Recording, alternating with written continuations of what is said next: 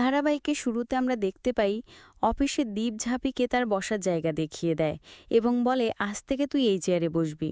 এদিকে ঝাঁপি মনে মনে বলে, মা ঝাড়ালক্ষ্মী, তুমি আমার সাথে থেকো।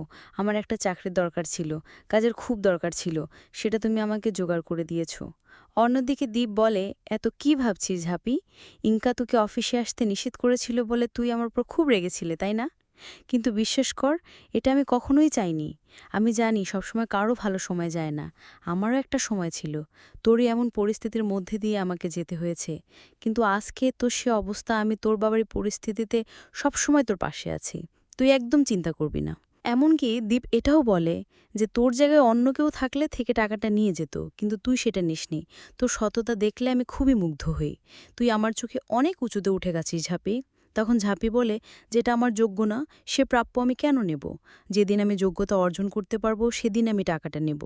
পরের পার্টে আমরা দেখতে পাই ঝাঁপি এবং দীপকে একসাথে দেখে রনিত অফিসের বাইরে চলে আসে এবং মনে মনে বলে, দীপ যখন ঝাঁপিকে ইগনোর করেছিল সেটা আমার কাছে অনেক খারাপ লেগেছিল, কিন্তু এখন যে দীপ ঝাঁপিকে ফেভার করে সেটা আমি কিভাবে সহ্য করব? এভাবে চলতে থাকলে ঝাঁপি আমার থেকে দূরে চলে যাবে, সেটা আমি কিছুতেই মেনে নিতে পারবো না।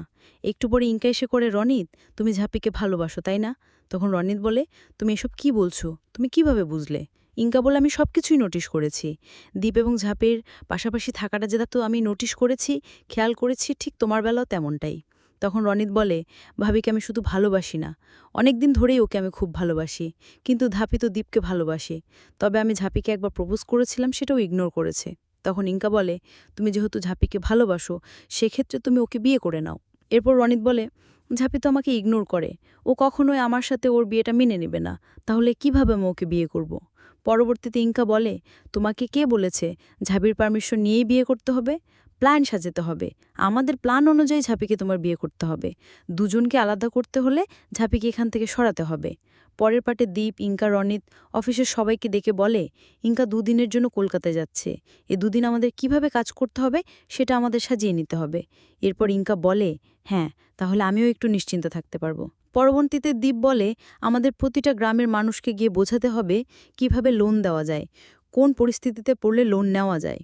এদিকে ঝাঁপি বলে, স্যার আমিও যাব, যেহেতু আমি গ্রামে থাকি, লোকাল সব জায়গা মানুষের সাথে কথা বলতে পারি, তাই আমিও এই কাজটা করতে চাই।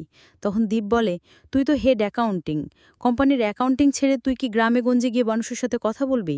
তখন ঝাঁপি বলে, মানুষের সাথে কথা বলার অভ্যাস আমার আছে, আমি ওদেরকে খুব ভালো বোঝাতে পারবো। তখন দীপ বলে, ঠিক আছে, তুই তাহলে জাম্পুদা গ্রামের ওই দিকটা একটু দেখিস।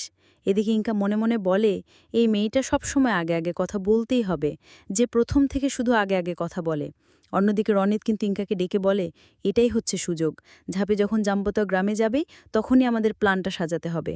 জাম্পতা গ্রামের লোকজন খুবই কুসংস্কার মানে, ওখানে কোনো প্রেম ভালোবাসা ছেলে মেয়েদের একসাথে দেখলে ওরা বিয়েই দিয়ে দেয়, আর এটাই আমাদের সুযোগ নিতে হবে।